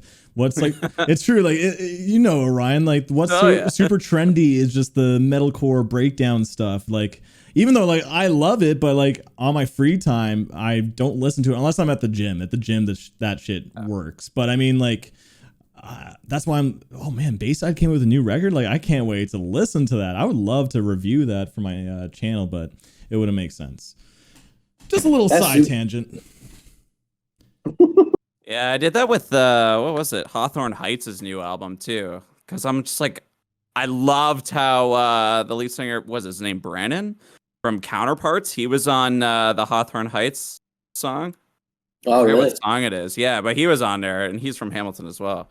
And I was like, fuck. Yeah. And this song went really ham, so I wanted to check out the whole thing. And yeah, just reaction scene. It's just nobody cares about the bands that we grew up with. It's like even The Used, I put out a reaction with that, and it's like, oh, it's got a couple hundred views. I'm like, but it's The Used. Yeah, like Thrice is like one of my favorite bands, right? And I remember talking to you about Thrice, I think, or maybe it was like no. I don't listen to Thrice. No, I mean Rody. No, I was telling you about Architects. I actually had a show once. You saw me wearing a Hollow Crown tank, and you're just like, oh, what do you think of the new album? It was like the Here and Now. Yeah. I remember we toured with them before the Hollow Crown came out, and it was like fucking some European tour, and we got along with them great. And they gave us like a weird little like sampler of their new record. They're like, hey, check it out. Like, tell us what you think. And I got home and I put it in my like dad's car. I was driving. I was going like, holy fuck. Yeah. Fucking rules, man. I've been a huge Architects fan ever since then. I haven't really listened too thoroughly to the last couple records just because life caught up with me. But I'm going to one day because I love those fellas. Yeah, like they went into an interesting direction too. They're like playing arena shows now and stuff. Yeah, they're massive, and that's great. They deserve all of the success that they've had. Yeah, they totally do. Okay, last top 3 question, but top 3 favorite foods. Top 3 favorite foods. Like, if I got to go by what I eat the most of, I eat so many fucking chicken breasts, but I don't like it. So expensive, right? Yeah, I was gonna say chicken breasts. I'm like, how about eggs? Eggs are cheap. Yeah, I eat a lot of eggs too, egg whites. But I'm gonna go with my actual favorite foods, which are chicken wings, steak, and I mean I can't eat it anymore, but pizza. I'm fucking lactose intolerant as fuck, and I just can't have pizza anymore. But can you do it with like, pizza, sure. What about like without cheese? But what is pizza without cheese? What is it? Fuck, you're better off just making it like what is it, cauliflower pizza at that point. Yeah. It's not okay without cheese, and like it sucks because all the time you'll be like doing something like you're moving someone into a house and they're like, we'll get some pizza and beer. And going, yeah, great. I'll get diarrhea for 6 weeks. That's true. Okay, how about this? It's not even on here, but I'm going to ask it anyway. Whoa. Top 3 favorite beers. Okay, that's difficult because I just love so many different beers. My top 3 sour beers would be I gotta start with the fucking Jam Up the Mash by Collective Brew or Collective Arts into the sour beer that we made with Town. With who? And we made one with Town Brewery. Where's in Whitby. Oh, it's down by the lakefront. It's fucking fantastic. Yeah, I got one right here. I know the Brock House or whatever. Yeah, fuck Brock. Why? I thought they were good. Why? Like, yeah, yeah. Oh, you actually have it branded and everything. Yeah, I remember seeing that. They made it and they sold it. It's fucking fantastic. It tastes a lot like Jam Up the Mash. And what's that fucking the big bottle from that Toronto brewery? Battle, or what is it? Oh, it's on the tip of my tongue. It starts with a B, right? Yeah. And it's not Blood Bellwoods. What's that? Bellwoods. They're sour, whatever the fuck it's called. I can't think of what it's called, but Jellyfish. It's so yeah. This guy knows his beer. Oh yeah, I love my beer, man. As far as like actual drinkable beers, I gotta go Coors Light, Bud Light, Corona. You know what I mean? Just super simple, but yeah. I mean, your favorite beers are the beers you drink the most, right? I mostly drink sour beers and light beers. Summertime, I drink almost exclusively Corona. True. Mine's like the Bud Light flavors is like my go-to summer beers, like Bud Light, lime, strawberry, and peach. That's awesome, man. Yeah. Any like Sours are good. The only time I actually drink sours is like when we actually go to like a brewery or something like that. Cause like I love sours as well, but I'm like I like tasting different sours. So I don't know sours like that. Oh, I love a sour. I'd gladly change the pH balance of my stomach drinking sours. I know what you mean. How about like stouts? Stout, I don't really drink stout that often. I had a stout in Hong Kong made by the company Kirin. You know that company? They Never also heard make of it. soy sauce. Okay. And it tasted just like soy sauce. So I mean, like the only stout that I don't even know if it's really even a stout, but I fuck with Guinness here and there. Oh but yeah, not- Guinness is I don't go trash. out of my way. Yeah, I don't go out of my way to do that. So wait, does beer taste like soy sauce? Oh yeah, it was a stout and it just tasted like fucking soy sauce. What? And it was a beer. It wasn't soy sauce. That sounds Yeah, dangerous. how drunk were we? You can. Not that drunk. I was You can- scared. The thing is, you can die from soy sauce too. Well, you can die from beers. That's true, but there's like a story out there of this woman like drinking soy sauce and she died from drinking a bottle of it because like the sodium percentages is so wicked high. Yeah. Oh my she god, was- I've never heard of the that. water Yeah. in there, her sodium levels got so high. Could your sodium levels get that high that quickly that you're gonna like shut down your fucking organs and shit? Like, you need to look this up because I got a feeling this is urban Soy myth. sauce, death. Yeah, it's already a Google search. Go Oh, eat it's a good start. top one. Go easy on the soy sauce, bro. It could kill you. I bet she was drinking lots of it. Oh my god. Wait. Like over her entire lifetime. Yeah, we report a case of fatal salt poisoning in a 55-year-old woman who suffered from depression and drank a large quantity of shoyu, Japanese soy sauce. Be careful. Yeah, but what's the quantity?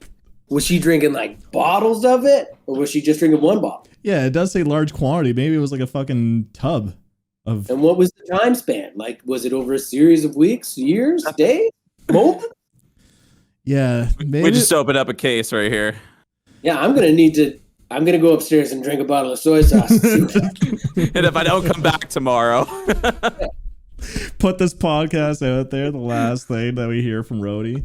no, I couldn't do that. All right. I think that's pretty much it for like the questions that I have. Orion, do you have anything that you want to say? I got nothing, man. I just want to say thank you for taking the time out of your day. I know you had some stuff going on with your kid with the school stuff, and man, I just want to say thank you so much for just agreeing to this. I know this is very last minute. Me and Burr are definitely like big Process of Hero fans, and yeah, I just want to say thanks for your time. Thanks for like looking after us at shows and stuff like that. It's just it's a very nice feeling, and it's just a thing for me that's just been since high school. Like it's just really cool to be on here with you today. So Awesome. Well, thank you very much for having me, and thank you for all the lovely compliments. oh, yeah. yeah, definitely blowing smoke up your ass, but it's all genuine. Yeah, the protest means a lot to both of us, so it was fucking great to have you on, dude. Also, but yeah, make sure people listening to follow Rody on TikTok, on Twitch, and on Instagram. The guy is busy with content creation. Dude, you're streaming all the time. It's nuts. And the EP is coming out Monday, right? Monday. Oh, You just slipped on the button. I put it at the wrong date by accident. there you go. That and also new protests is in the works, so some exciting things are happening for Rody Walker over here. But again, dude, thank you for coming out and taking some of your time out of your day to hang out with us. Thanks for having me. All right, peace. Take care, guys. See ya. See you later, man.